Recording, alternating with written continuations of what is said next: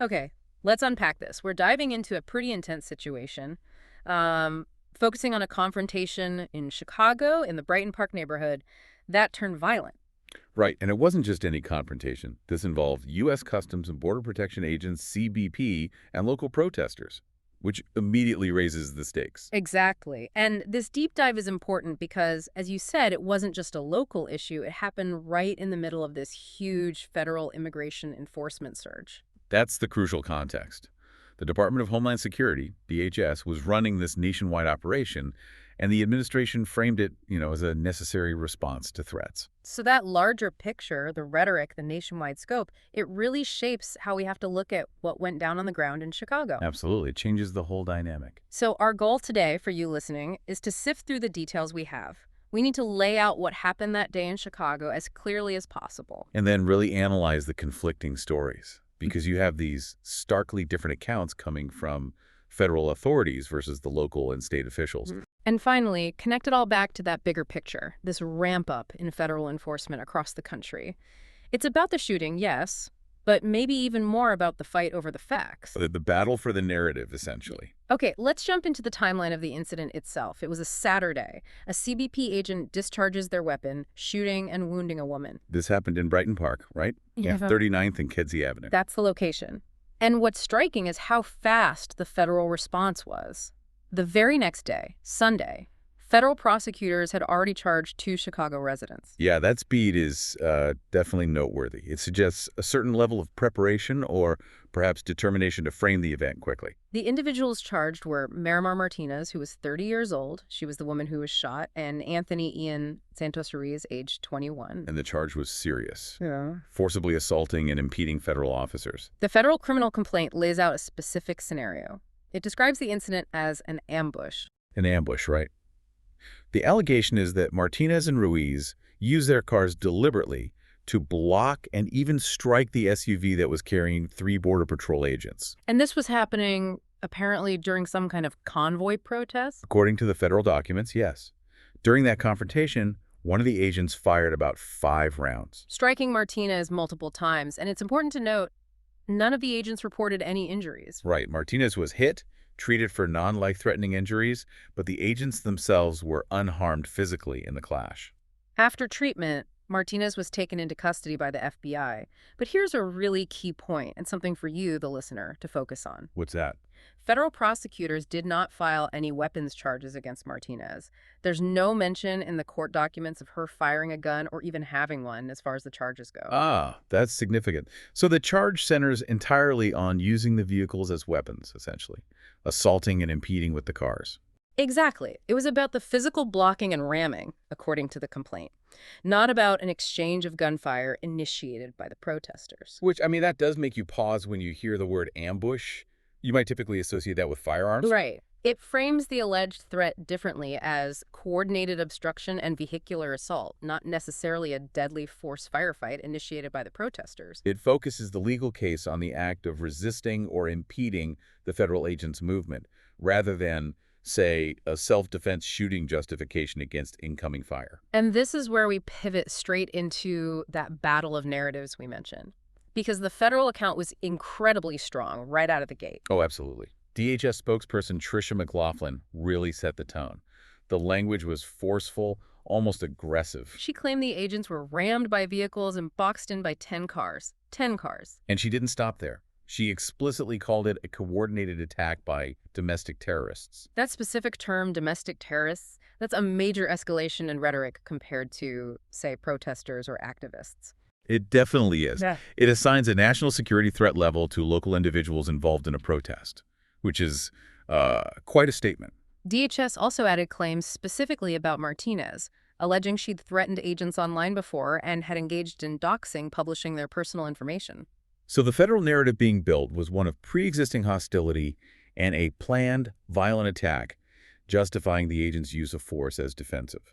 But then you get the reaction from the state and local side, and it's like night and day. Just as explosive, but in the complete opposite direction. The most prominent voice was Illinois Governor J.B. Pritzker, a Democrat. And he didn't just disagree. He accused DHS flat out of spreading propaganda. That's a strong word, propaganda, coming from a governor about a federal agency's official statements. Extremely strong. And his main complaint seemed to be about controlling the information flow. He said the state was denied access to key information right after the shooting. He specifically called out federal agencies, mentioning IC as well, for putting out press releases before local authorities could even begin to verify what happened. Yeah, he had that quote, didn't he? Something like, ICE puts out a press release before anybody else can speak with the press, and then it gets repeated everywhere. That really captures the frustration, doesn't it? The feeling that the federal government could just dominate the story from the first minute. It highlights that core issue.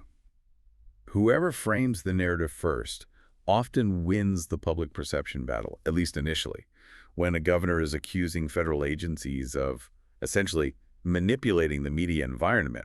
Well, that's a serious breakdown. And amidst all this back and forth at the official level, things were still tense on the ground. There were reports from community activists, right? Yes, reports that during the protests that continued after the shooting, federal agents used tear gas and other chemical irritants on the crowd. Now, Chicago police were there, but their role needs clarification. They helped with crowd control. Right, but they weren't involved in the actual shooting or the investigation into it. That was all federal. Though, interestingly, the sources mention some Chicago police officers were apparently exposed to the tear gas deployed by the federal agents. Which just shows how chaotic these situations can become and how local responders can get caught in the middle, even when they're not the primary actors. They're managing a crowd, but federal agents are setting the terms of engagement. Okay, so this whole volatile mix, the shooting, the conflicting narratives, the charges, the tear gas, it didn't just spring out of nowhere. We need to zoom out. Definitely. This incident was part of something much bigger. Operation Midway Blitz. That was the name given to this nationwide immigration enforcement surge. Launched in early September, so just before this incident, and it wasn't just routine enforcement, it was highly visible, deploying federal agents into cities far from the border. And critically, this operation had already led to clashes, sometimes violent ones, in other major cities. The sources mentioned Los Angeles, Baltimore, Portland.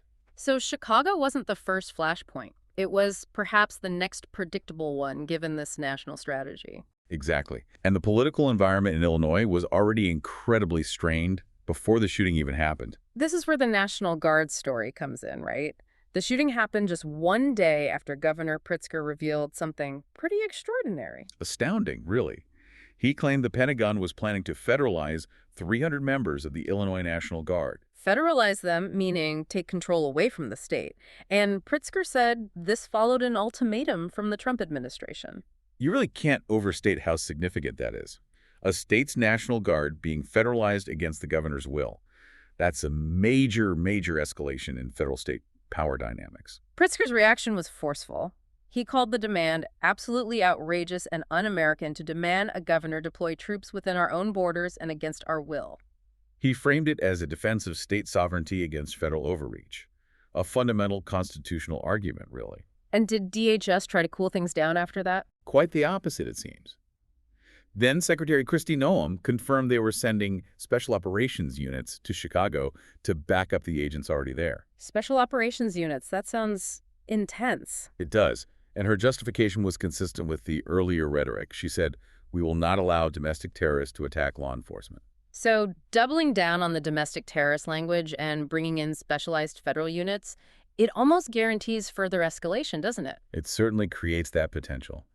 When you frame dissent as terrorism and deploy forces accordingly, it changes the entire nature of the interaction. And we should also remember this wasn't even the first recent shooting involving federal immigration agents in the Chicago area. That's a crucial piece of context. Earlier, in Franklin Park, a man named Silverio Villegas Gonzalez was killed by ICE agents. That incident also drew criticism over how evidence was handled and communicated. So there was already a pattern, or at least a recent history, of these aggressive federal actions leading to lethal force and subsequent questions about transparency in the region. Precisely. So when the Martinez shooting happened, there was already a foundation for skepticism towards the official federal account. It wasn't just the governor pushing back. There was recent history fueling those concerns. Which leads us nicely into the political fallout and the demands that followed this Brighton Park incident. You saw immediate condemnation from Congress, particularly from Illinois Senator Tammy Duckworth. Right. She called the threat to federalize the Guard and the whole strategy of using armed federal agents in neighborhoods dangerous and unconstitutional. She really zeroed in on the blurring of lines between law enforcement and military roles. Her quote was very direct. Policing Americans is not the military's job. That captures the core worry, doesn't it, about the militarization of domestic law enforcement and the impact on civil liberties and trust. Absolutely. And civil rights groups like the ACLU of Illinois jumped in immediately, too. What were they calling for? An independent investigation.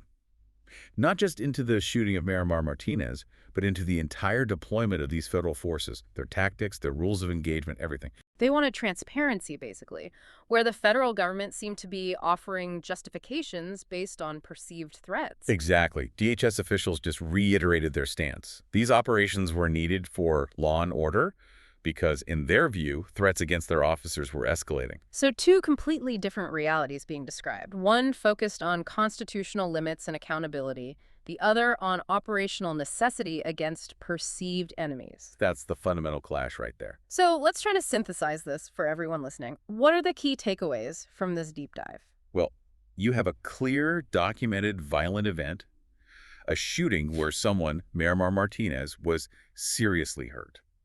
But the facts around why it happened get instantly buried under these two totally opposing narratives. You've got the federal ambush by domestic terrorists story. Clashing directly with the state's federal propaganda and denial of access story. And this whole thing explodes, again, a backdrop of that massive federal enforcement surge, Operation Midway Blitz, and that really extraordinary threat to federalize the National Guard. What seems to really stand out from the sources is this fight over who controls the information right at the beginning. Yes. The implication is pretty strong. When these kinds of charged, violent incidents happen involving federal agents on U.S. soil, those agencies seem to have the power, and maybe the intent, as the state alleged, to shape the initial story before anyone else can verify it. And that leaves us with a critical question, doesn't it? A final thought for you, the listener, to consider. What happens to independent verification?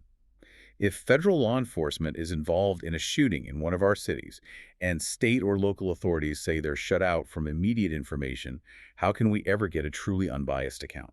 What does that kind of centralized information control mean for accountability and transparency down the road, especially when these conflicts between federal power and local communities seem almost certain to continue?